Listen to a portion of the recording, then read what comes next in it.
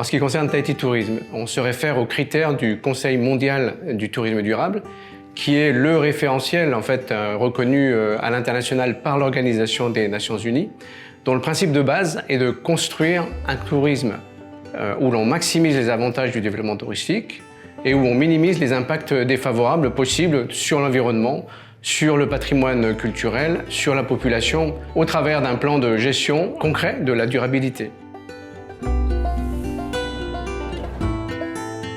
Malgré la notoriété de Tahiti et ses îles, nous avons la chance de ne pas encore avoir été touchés par un tourisme de masse. À la reprise de l'activité touristique post-Covid, c'est le moment ou jamais d'anticiper et de passer d'un modèle de développement insouciant, pour ne pas dire incontrôlé, vers un modèle responsable et maîtrisé pour éviter justement les erreurs de nombreuses destinations qui doivent faire face à un surtourisme. Or, les deux principaux atouts qui nous différencient des autres destinations balnéaires sont d'abord notre population, son authenticité, son sens de l'accueil et sa culture extrêmement riche. Le deuxième atout est notre environnement, bien entendu, et notre nature. Et il va de soi que si nous n'en prenons pas soin, il est clair que nous finirons par l'affecter. L'ambition, c'est d'être une destination responsable qui privilégie la qualité à la quantité.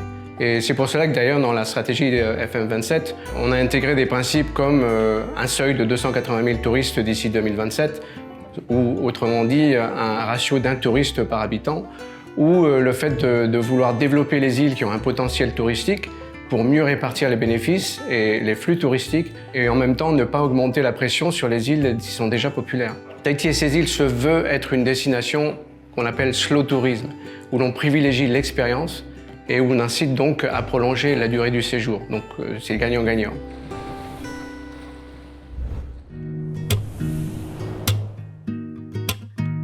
Le gouvernement de la Polynésie française ambitionne de faire inscrire également l'archipel des îles Marquises au patrimoine mondial de l'UNESCO.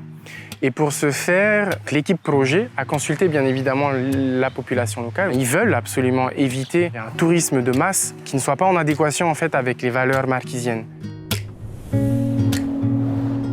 À chaque fois qu'on fait du tapa ou qu'on fait un moment de danse ou juste de partage, la personne, quand elle repart, elle change complètement sa vision et on sait que quand il va rentrer au bureau dans un building au 60e étage, il va se dire « mais il y a un bout de la Polynésie qui est resté avec moi ». Et c'était pas juste un bout de spectacle, c'était un bout au fait humain et c'est sur ça qu'on est sur le durable au fait.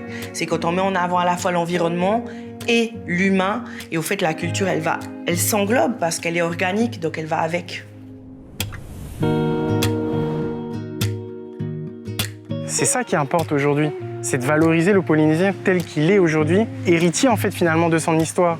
À partir du moment où nous, Polynésiens, on va vivre notre culture, pas seulement de manière ponctuelle, mais tous les jours, on va pouvoir resplendir dans le monde et faire en sorte que le monde ait envie de ce slow tourism, de ce moment à passer tranquillement ensemble. C'est le moment assis à côté d'un ami, c'est le moment assis justement pas à côté d'un guide, mais que ce guide touristique devienne un ami. Et c'est là qu'on va réussir. Et on va réussir à être justement tolérant et accueillant à partir du moment aussi où on va être épanoui dans notre propre culture.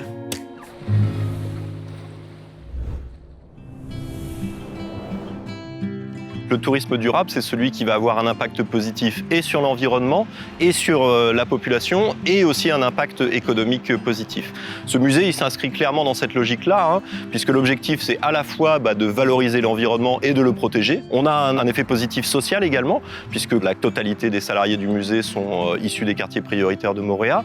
Et puis un objectif économique, puisque l'objectif, c'est quand même que le Whare Natura, il soit autofinancé, et qu'on ait un site finalement qui ne soit pas sous perfusion de subventions, et qui puisse finalement maintenir son activité grâce à sa propre activité. Un musée, c'est un plateau pédagogique. Ça sert à ce que les visiteurs apprennent des choses.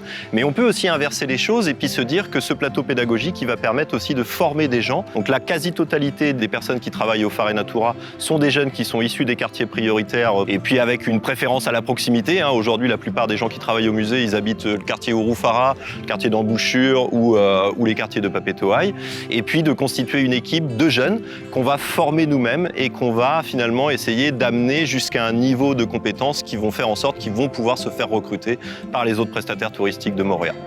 Quand j'ai vu le Farinatura monter chez nous, c'était quand même une fierté pour nous. On était contents parce qu'on savait que ça allait créer de l'emploi pour nous seulement. Le bon amène le bon, et si on a plus de gens qui ont du travail, et au final, on aura aussi plus de visiteurs. C'est un cercle vertueux, c'est l'objectif. Souvent, quand on imagine un site touristique, on pense en premier lieu aux touristes extérieurs, et puis on oublie parfois les résidents ou les habitants qui sont les plus proches. L'intégralité du musée, il est en tahitien. Et puis pour finir, donc on a imaginé une tarification qui permet à tout le monde de pouvoir venir visiter le musée aisément. Et puis on a un tarif résident avec une gratuité pour les enfants jusqu'à 11 ans et un tarif très peu cher de 400 francs jusqu'à 18 ans. On a un livre d'or à la sortie du musée, là, donc les visiteurs peuvent écrire un petit peu ce qu'ils veulent dedans. Et ce qui est assez rigolo quand on lit le livre d'or, enfin c'est même très touchant, c'est qu'on a peu de remarques en fait sur le bâtiment ou même les contenus, et la quasi-totalité des remarques c'est sur l'équipe, sur les gens qui travaillent au musée. Donc c'est ça qui est le plus sympa, c'est que finalement de se rendre compte que les visiteurs, ils adhèrent à ce concept de se dire que un lieu touristique c'est aussi un lieu où on rencontre la population.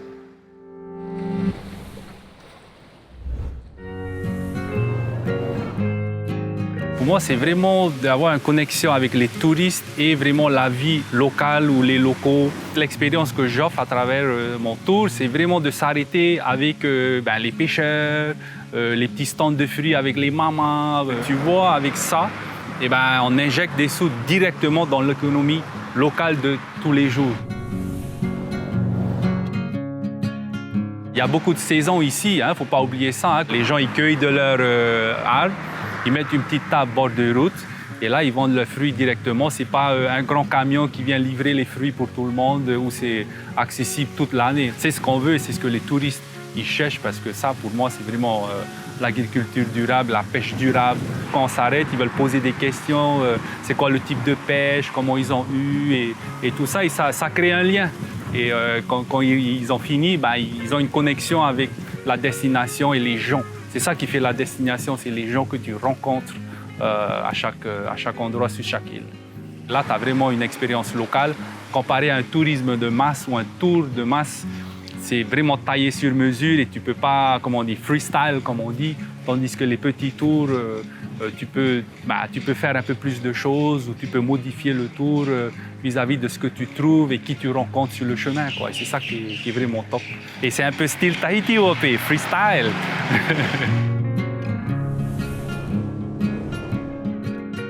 J'ai l'impression presque tous les jours, c'est quand les touristes ils te regardent, ils te prennent vraiment la main et genre, ils te remercient. Limite, des fois, ils veulent pleurer parce que tu vois, l'expérience les a touchés, les gens les a touchés. Et je pense que c'est les gens qui rencontrent à chaque petit stop et la vie quotidienne, ils n'ont peut-être pas ça chez eux. Et ici, ils voient que les gens sont chaleureux.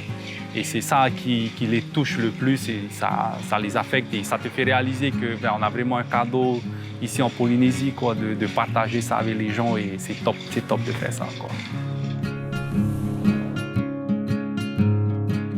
Tahiti et ses îles doit rester une destination boutique, exclusive, avec un accueil exceptionnel, un séjour axé sur des expériences, la culture et les rencontres avec la population locale. C'est comme ça que nous allons faire la différence. Fa'ar Ir Amanihini, l'accueil qui nous ressemble et nous rassemble.